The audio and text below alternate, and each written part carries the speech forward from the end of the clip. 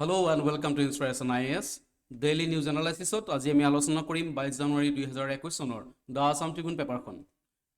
Inspiration IAS ৰ তৰফৰ পৰা APSC আৰু UPSC পৰীক্ষাৰ বাবে ফ্ৰী ষ্টাডি মেটেৰিয়েল প্ৰভাইড কৰি থকা হৈছে। আপোনালোকে আমাৰ এই ফ্ৰী ষ্টাডি মেটেৰিয়েলসমূহ ডাউনলোড কৰিবলৈ আমাৰ ৱেবছাইট www.inspirationis.org ভিজিট কৰিব পাৰে। লগতে আমাৰ social media platforms Facebook, Instagram, YouTube channel আৰু টেলিগ্ৰামৰ পৰাও আপোনালোকে এই ফ্ৰী ষ্টাডি মেটেৰিয়েলসমূহ ডাউনলোড কৰিব পাৰে। আমাৰ এই ভিডিঅ'সমূহৰ PDF ফৰ্মেট আমাৰ টেলিগ্ৰাম চেনেলত উপলব্ধ। আপোনালোকে আমাৰ এই টেলিগ্ৰাম চেনেলটো ভিজিট কৰি এই PDFসমূহ ডাউনলোড কৰিব পাৰে। আমাৰ UPSC APSC ৰ ফাউণ্ডেশ্যন বেটছৰ অনলাইন আৰু অফলাইন দুইটা মাধ্যমতে ক্লাছ চলি আছে। আপোনালোকে নিজকে এনৰোল কৰিবলৈ আমাৰ ৱেবছাইট অথবা আমাৰ ফোন নম্বৰত যোগাযোগ কৰিব পাৰে। সো প্ৰথম ইম্পৰ্টেণ্ট টপিকটো হৈছে republic day award 2021। So veteran journalist Atin Das has been selected by the government for this year's Republic Day Journalism Award. The award will be presented to Das at the state level celebration of the Republic Day in Guwahati. So Republic Day উপলক্ষে অসম চৰকাৰে এটা Republic Day Journalism Award এটা ঘোষণা কৰে আৰু এই বছৰৰ এই এৱাৰ্ডটো লাভ কৰিছে বিশিষ্ট সাংবাদিক অতীন দাস আৰু তেখেতক এই এৱাৰ্ডটো প্ৰদান কৰা হ'ব অহা ৰিপাব্লিক ডেৰ সেলিব্ৰেশনৰ দিনাখন গুৱাহাটীত। তো এইটো এটা আমাৰ কাৰণে ইম্পৰ্টেণ্ট নিউজ যে ৰিপাব্লিক ডে জাৰ্নেলিজিম এৱাৰ্ড 2021 চনৰ বাবে কোনে লাভ কৰিছে আৰু তেখেত হৈছে Atin Das. So' the next important topic is statehood day. So' খুব ইম্পৰ্টেণ্ট এটা টপিক যে ভাৰতৰ যি ৰাজ্যকেইখন কেতিয়া গঠন হৈছিলে, প্ৰথম ৰাজ্য কেতিয়া গঠন হৈছিলে, কিহৰ ভিত্তিত গঠন হৈছিলে আৰু আমাৰ নৰ্থ ইষ্টাৰ্ণ যিকেইখন ষ্টেট এই ষ্টেটকেইখন কিমান চনত কিমান তাৰিখে গঠন হৈছিলে। তো এইটো পৰীক্ষাত প্ৰায় সুধি থকা দেখা গৈছে যে প্ৰথম লিংগুইষ্টিক বেচিছত ষ্টেটহুড পোৱা প্ৰথম ৰাজ্যখন কি আছিলে। তো সেইটো হৈছে অন্ধ্ৰপ্ৰদেশ।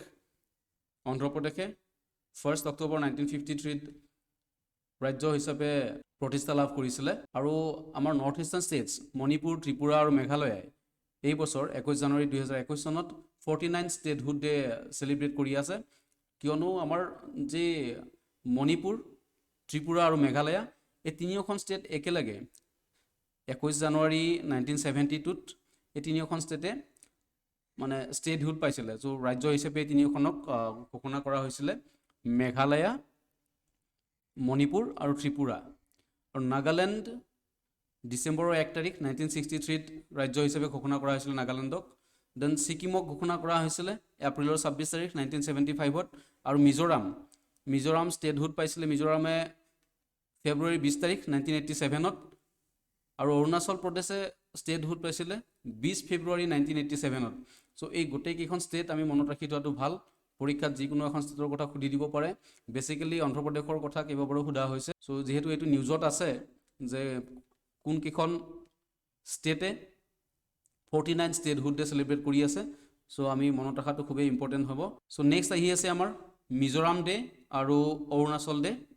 চ' 20 ফেব্ৰুৱাৰী। তো এই দুখন ষ্টেটো আমি মনত ৰাখি থোৱাটো ভাল। অভাৰঅল গোটেইখন ষ্টেট যদি আমাৰ মনত থাকে তেতিয়াহ'লে আমি যিকোনো এটা কুৱেশ্যনৰ এনচাৰ আমি কৰিব পাৰিম। চ' নেক্সট ইম্পৰ্টেণ্ট টপিকটো হৈছে Namrup fertilizer unit 4 centre to expedite setting up of Namrup fertilizer unit 4। তো Brahmaputra valley fertilizer corporation limited আমি জানো যে এইটো নামৰূপত আছে অসমৰ। আৰু এই অৰ্গেনাইজেশ্যনটোৰ অলৰেডি 3টা ইউনিট আছিলে তেওঁলোকৰ প্ৰডাকশ্যন ইউনিট। আৰু গভৰ্ণমেণ্ট অফ ইণ্ডিয়াৰ ফালৰ পৰা 4 নম্বৰ ইউনিটটো গঠন কৰিবলৈ এটা খৰতকীয়া প্ৰচেষ্টা এটা হাতত লোৱা হৈছে। এতিয়া ব্ৰহ্মপুত্ৰ ভেলী ফাৰ্টিলাইজাৰ কোম্পানী যিটো এইটো অৰ্গেনাইজেশ্যন আছিলে আপোনাৰ প্ৰথমতে হিন্দুস্তান ফাৰ্টিলাইজাৰ কৰ্পৰেশ্যন লিমিটেডৰ লগত HFCLৰ লগত।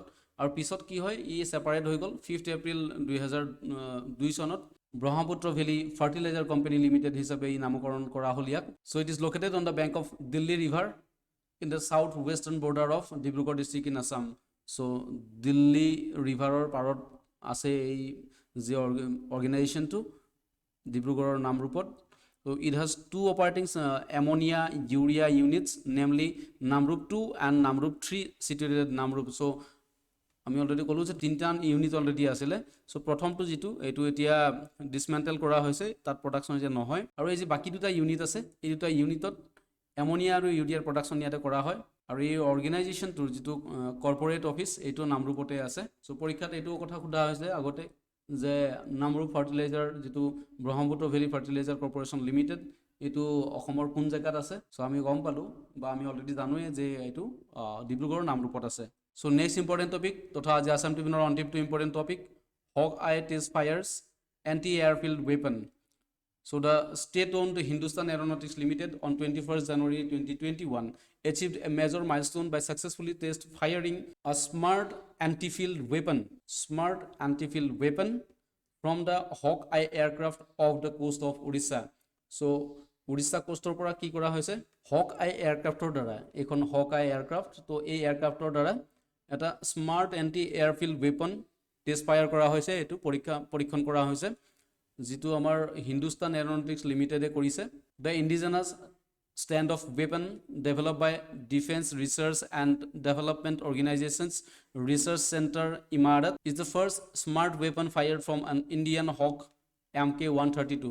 So etu prothom indigenously developed smart anti-airfield weapon যেটো Indian Hawk Mk-132 পৰা প্ৰথম ইয়াক পৰীক্ষণ কৰা হৈছে এতিয়া এই যে আমি পালো ৰিসাৰ্চ সেন্টাৰ ইমাৰত এটো কি হয় আমাৰ যে DRDO defence research and development organisation এই অৰ্গানাইজেশনটোৰ এটা ল্যাবৰেটৰি হয় the RCI is a DRDO laboratory located in Hyderabad Telangana RCI কোট আছে Hyderabad Telangana Hyderabadত আছে the lab is responsible for research and development of missile system guided weapons and advanced avionics for Indian Air Force. So amar ji Indian Air Force or karone missile system guided weapons aru advanced avionic ji amar instruments ase ei instruments bilak ei jibilak missile bilak DRDO এই research ল্যাবটোৰ পৰা ইয়াতে বনোৱা হয় আৰু এই research চেণ্টাৰটো establish কৰা হৈছিল ভাৰতৰ